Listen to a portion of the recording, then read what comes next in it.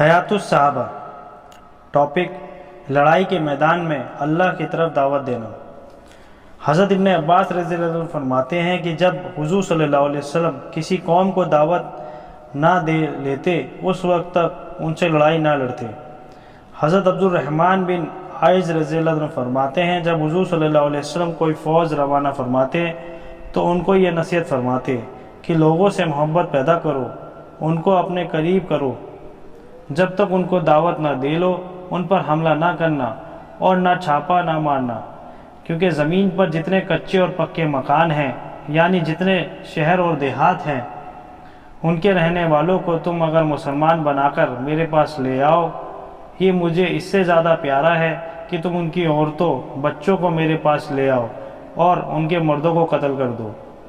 حضرت بریدہ رضی اللہ عنہ فرماتے ہیں کہ حضور صلی اللہ علیہ وسلم جب کسی کو کسی جماعت یا فوج کا امیر بنا کر روانہ فرماتے تو اس کو خاص اپنی ذات کے بارے میں بھی اللہ سے ڈرنے کا حکم دیتے، جو مسلمان اس کے ساتھ ہیں ان کے ساتھ اچھا سلوک کرنے کا حکم دیتے۔ یہ فرماتے کہ جب تمہارا مشرک دشمنوں سے سامنا ہو تو ان کو 3 باتوں میں سے ایک کی دعوت دینا، ان باتوں میں سے جو بات بھی وہ مان لے تم ان سے قبول کر لینا، ان سے لڑائی کرنے سے رک جانا۔ پہلے ان کو اسلام کی دعوت دو، اگر وہ اسے منظور کر لیں تو تم ان سے اسے قبول کر لو اور ان سے رک جاؤ، پھر تم ان کو اپنا علاقہ چھوڑ کر دارالمجاہرین یعنی مدینہ منورہ کی طرف ہجرت کر جانے کی دعوت دو۔ انہیں یہ بتلا دو کہ اگر وہ ایسا کریں گے تو ان کو وہ تمام فائدے حاصل ہوں گے جو مہاجروں کو ملتے ہیں، اور ان پر وہ تمام ذمہ داریاں ہوں گی جو مہاجروں پر ہوتی ہیں، اور اگر وہ اسے نہ مانیں اور اپنے علاقے میں ہی رہنے کو پسند کریں تو انہیں یہ بتا دو کہ وہ دیہاتی مسلمانوں کی طرح سے ہوں گے۔ اللہ کے حکم جو عام مسلمانوں کے ذمے ہیں وہ ان کے ذمے ہوں گے۔ انہیں فیع اور غنیمت کے مال میں سے کوئی حصہ نہ ملے گا، ہاں اگر مسلمانوں کے ساتھ جہاد میں شریک ہوئے تو حصہ ملے گا۔ اگر وہ اسلام کو قبول کرنے سے انکار کر دیں تو انہیں جزیہ دینے کی دعوت دو، اگر وہ اسے مان جائیں تو تم اسے قبول کر لو، ان سے رک جاؤ، اگر وہ اسے بھی نہ مانیں تو اللہ سے مدد لے کر ان سے لڑائی کرو۔ جب تم کسی قلعے والوں پر گھیراؤ کرو، قلعے والے تم سے یہ مانگ کریں کہ ہمیں اللہ کے حکم پر اتارو، تو تم ایسا نہ کرنا، کیونکہ تم یہ نہیں جانتے ہو کہ ان کے بارے میں اللہ کا حکم کیا ہے، بلکہ تم ان سے اپنے فیصلے کے ماننے کی مانگ کرو، پھر تم ان کے بارے میں جو چاہے فیصلہ کرو۔ حضرت انس بن مالک رضی اللہ عنہ فرماتے ہیں کہ حضور صلی اللہ علیہ وسلم نے حضرت علی بن ابی طالب رضی اللہ تعالیٰ عنہ کو ایک قوم سے لڑائی لڑنے کے لیے بھیجا، پھر حضرت علی رضی اللہ تعالیٰ عنہ کے پاس ایک قاصد بھیجا۔ اس قاصد کو یہ ہدایت دی کہ حضرت علی کو پیچھے سے آواز نہ دینا، بلکہ ان کے قریب جا کر ان سے یہ کہنا کہ جب تک اس قوم والوں کو دعوت نہ دیں ان سے لڑائی نہ لڑیں۔ حضرت علی رضی اللہ عنہ فرماتے ہیں کہ حضور صلی اللہ علیہ وسلم نے ان کو ایک رخ پر بھیجا، پھر ایک آدمی سے کہا کہ علی کے پاس جاؤ، انہیں پیچھے سے مت آواز دینا، ان کو یہ پیغام دو کہ حضور صلی اللہ علیہ وسلم نے انہیں اپنا انتظار کرنے کا حکم دے رہے ہیں، اور ان سے یہ بھی کہو کہ تم جب تک کسی قوم کو دعوت نہ دے لو ان سے لڑائی نہ لڑو۔ حضرت علی رضی اللہ عنہ فرماتے ہیں کہ جب حضور صلی اللہ علیہ وسلم نے مجھے بھیجا تو ان سے فرمایا کہ جب تک تم کسی قوم کو دعوت نہ دے لو ان سے لڑائی نہ لڑو۔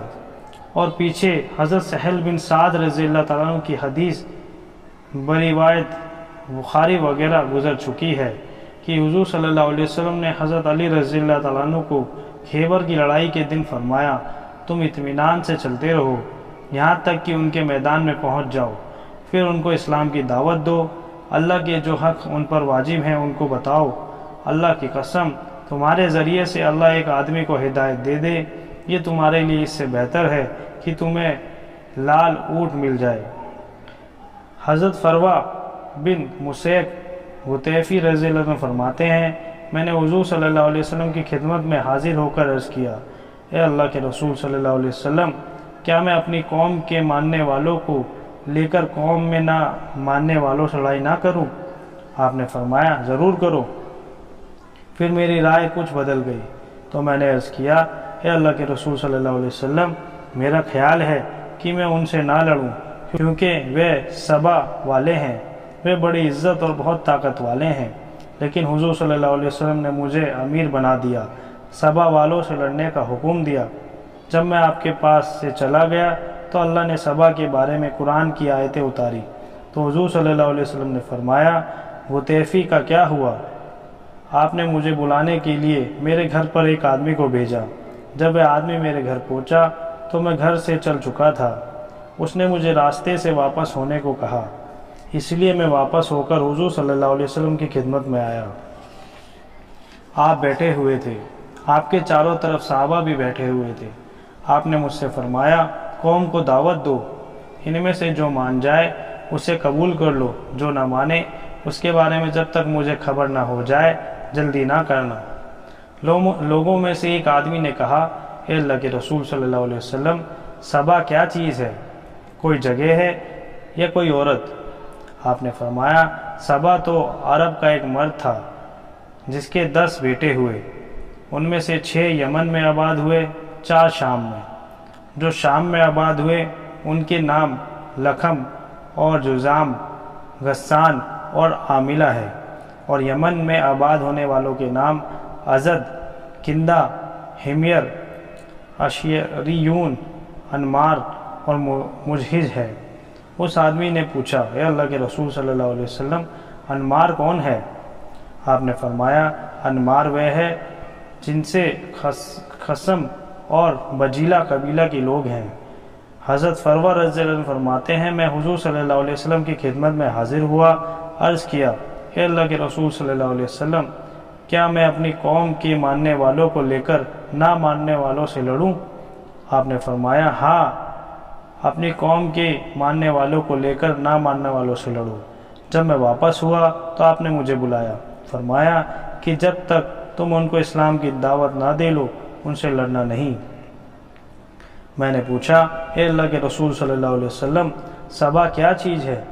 کیا کوئی گھاٹی ہے، کیا کوئی پہاڑ ہے یا اور کوئی چیز؟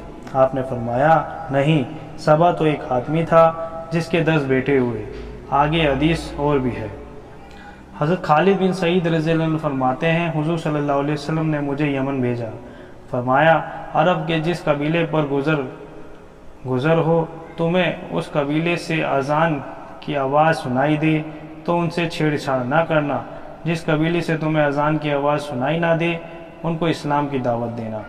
حضرت ابی بن کعب رضی اللہ عنہ فرماتے ہیں کہ لات اور عزا بتوں کے پاس رہنے والوں میں سے کچھ لوگ قیدی بنا کر حضور صلی اللہ علیہ وسلم کی خدمت میں لائے گئے۔ فرماتے ہیں کہ جب حضور صلی اللہ علیہ وسلم نے لانے والوں سے پوچھا کیا تم نے ان کو اسلام کی دعوت دی تھی؟ انہوں نے عرض کیا جی نہیں۔ آپ نے ان قیدیوں سے پوچھا کیا انہوں نے تمہیں اسلام کی دعوت دی تھی؟ انہوں نے کہا نہیں۔ آپ نے فرمایا ان کا راستہ چھوڑ دو یہاں تک کہ یہ اپنے امن کی جگہ پہنچ جائیں۔ پھر آپ نے یہ 2 آیتیں تلاوت فرمائی، ہم نے تجھ کو بھیجا بتانے والا، خوشخبری سنانے والا، ڈرانے والا، بلانے والا اللہ کی طرف اس کے حکم سے اور چمکتا ہوا چراغ، اور اترا ہے مجھ پر یہ قرآن تاکہ تم کو اس سے خبردار کروں جس کو یہ چاہے پہنچے۔ کیا تم گواہی دیتے ہو کہ اللہ کے ساتھ معبود اور بھی ہے؟